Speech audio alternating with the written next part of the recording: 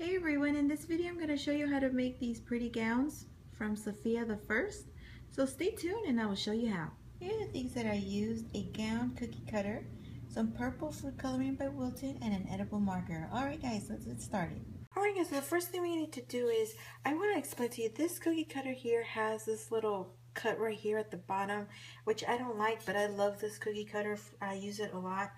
And what I'm going to do, instead of cutting this out to make it even, I need the length. So what I'm going to do is I'm just going to grab a little piece of the dough and I'm just going to squeeze it in there and attach it. And if you've seen my videos, I do this a lot with two different cookies. I put them together and then bake them and then they'll stick together. So just like a pea size, probably smaller than that, and then just attach it to that hole. Kind of squeeze it in, mold it in, so it'll have that little tip at the end like the other side.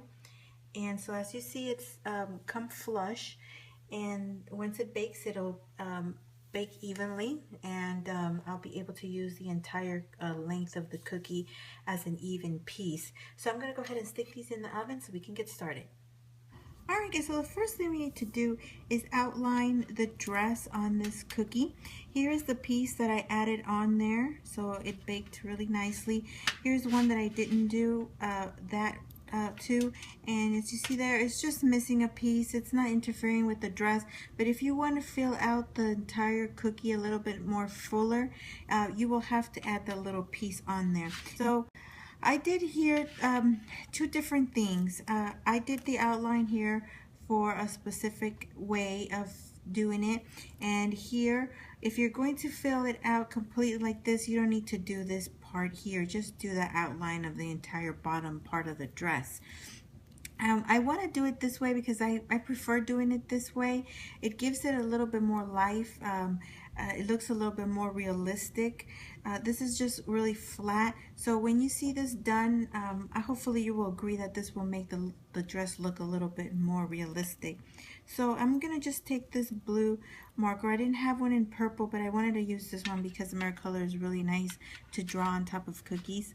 So what I'm going to do is I'm going to start off with the sleeves. When I start with the sleeves, it kind of gives me like a focal point. So instead of starting out from the center, this helps me find my center. So any way that you like to start off with, it's fine as long as it's helpful. So I go in like this, then I'm going to go down here, very similar to my other dress, and then I'm going to bring this down like a V. And all the detail that it has on the front, you don't have to draw that. That'll go on top of the dress, so it's not necessary. So what I'm going to do here, I want to create this pattern here. If you're not going to do it, if you want to just do it a lot easier and just fill out the entire dress just like that, you don't have to do this detail here. It kind of looks like like a flower petal. So what I want to do is start off in the middle, and if you happen to mess up, don't worry about it. It is just a marker, and it can be hidden by the icing that will go on top of it, so don't worry about that too much. So now I'm gonna go a little bit further out because I want to bring this one in here a little bit closer to the bottom, and then I'm gonna bring this down here, and then it has this little white under here, which is going to have a little purple line there. So again, I'm going to bring this out, and I'm going to meet this one here and attach it to this. And here's the bottom part with the line, and that's it. Now when you put the icing on there, you'll get rid of some of the imperfections and all that, so the lines don't need to be perfectly straight. So now I'm going to go ahead and ice the cookie, and again I'm going to start off with the middle part because I do want that to dry first. That way I can do each side afterwards and it'll get done a lot quicker. Okay, so the first thing I want to do is fill in the sleeve part. Again, try your best to hide the lines that you made.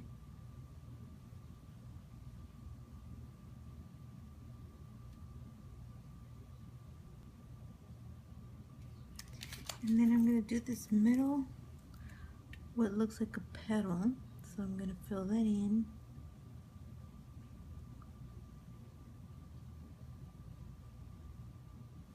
Again, if you don't want to take this step, you can just flood in the whole entire bottom part of the dress.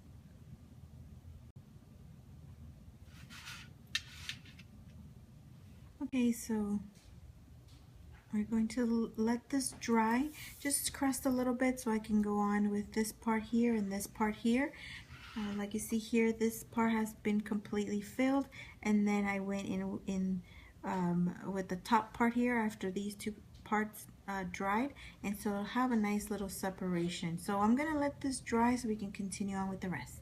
Okay, so while that other one dries, I'm gonna go ahead and do my details on this one here, and then we'll go back to that one. So the top part of the dress here has little dots. Now I haven't seen a dress with so many dots in my life. This has so many dots. After that goes on top, I'm gonna do the little, I don't know, it's like a little flower of some sort or design here at the bottom, and it's just kind of like squeeze and bring in, squeeze full and bring in, squeeze and bring in. So then I'm gonna move it to the other side and squeeze and bring in, squeeze and bring in, squeeze and bring in. So now I'm gonna do the top and I'm gonna bring it down, bring it around, and then I'm gonna do the little design that goes on the sides here too. Since that one's very, it's kind of like a weird, almost like an upside down triangle shape, but since I have a very small space here, I'm just going to make little dots, and then with my little tool kind of bring in that little peak in to almost make it look like a little teardrop of some sort, just to sort of make it look like that design that it has on the dress. I'm trying to make the best of it. So again, I'm gonna do this last one and that's it.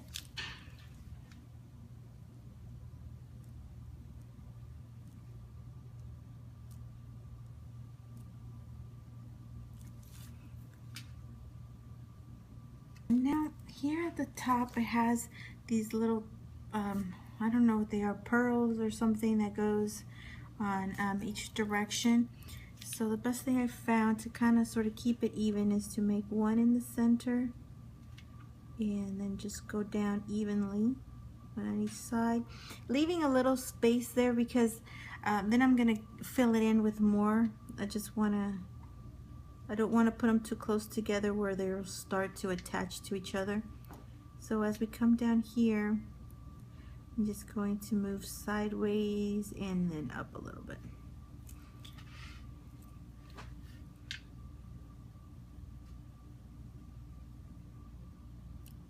And I am using a tip number 1, I believe. Yeah. So I'm going to give that just a few seconds to dry, and while that dries, I'm just going to do the rest of the little pearls that she has all over the dress. And again on the other side. Pretty dress, just has way too much going on. And then it has more here at the bottom. I'm just placing them randomly.